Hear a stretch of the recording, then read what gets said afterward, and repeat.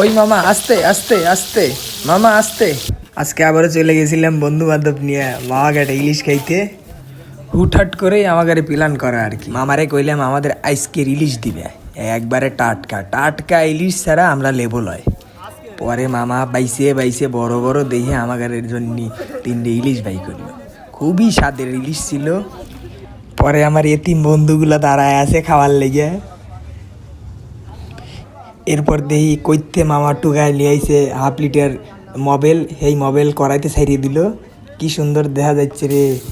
এরপর আমার মাছগুলো দিল ডাইলিয়ে ডাইলিতে হালকা নাড়াচাড়া করতেছে, পাটলিতেছে, বেগুন সবগুলো আলাদা জায়গায় জায়গায় রাখতেছে। দেখেই আমাদের জিভে পানি চলে আইছিল। আমরা তো মনে হচ্ছিল এখনই খাই, কিন্তু কারাই গরম দেহে আমরা আর নামি নেই, ভয়ে আসিলাম যদি পুরিটির জায়গা হাত পাও। এরপরে একটু তেল দিয়ে ভাজাভাজি করতেছিল আমার বাইসতে, সেই একটু বাল পাক না হে কইলো দেও মামা আমি একটু করবো, নাড়াচাড়া করবো, হয়তো সব জায়গায় বাল পাকনামি করে, করুক। আমরা কইতেছিলাম যদি গেদা পরে রে ইলিশ মাছ তোরে ধরে অমনি গারামু, এমন গারানি দিমু। বাইসতে পরে ভয়ে ভয়ে কাজ করতেছিল যে পুরানো যাবেই না, পুরাইলেই মার খাওয়া যাবো। আমার বড় ভাই সে একটু ভাবসাব নিতেছিল, বলতেছিল যে এই মাছের রক্ত এই সেই খাবো না, ছি ছি ছি ন্যাস্টি।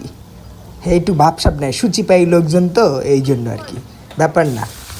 মাছগুলো ভাজা প্রায় শেষের দিকে হয়ে গেছিলো।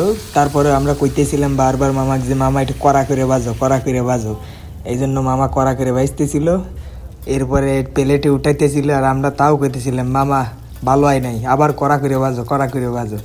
আমার ঘরে খালি কড়াটা খাইবার ইচ্ছা করে। মামা পরে রেগে মেগে আরও মেলাক্ষণ করে ভাজলো, বাজো। এরপরে আমরা টেবিলে বসে গেলাম সবাই খাওয়ার লেগে।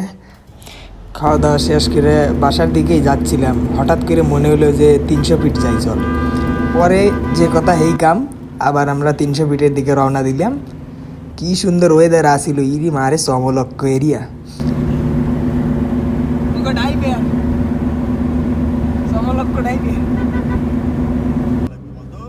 আমার বাইসতে কয় চল উপর দিয়ে যাই, উপর দিয়ে যাই।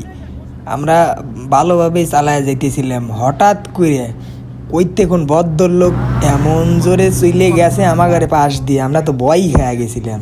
এটা কি রে, বুলেট যায় না কি বাবা রে। অবশেষে আমরা এই কাঙ্ক্ষিত সেলিব্রিটি জায়গা টিকটকারদের আড্ডা এই 300 ফিটে চলে আইছি। আইসে আমরা একটু দাঁড়ায় আমরা ফ্লেক্স মারতেছিলাম, ছবি টবি উঠতেছিলাম। আর রাইতের বেলা খুবই শীত ছিল, ঠান্ডা ছিল।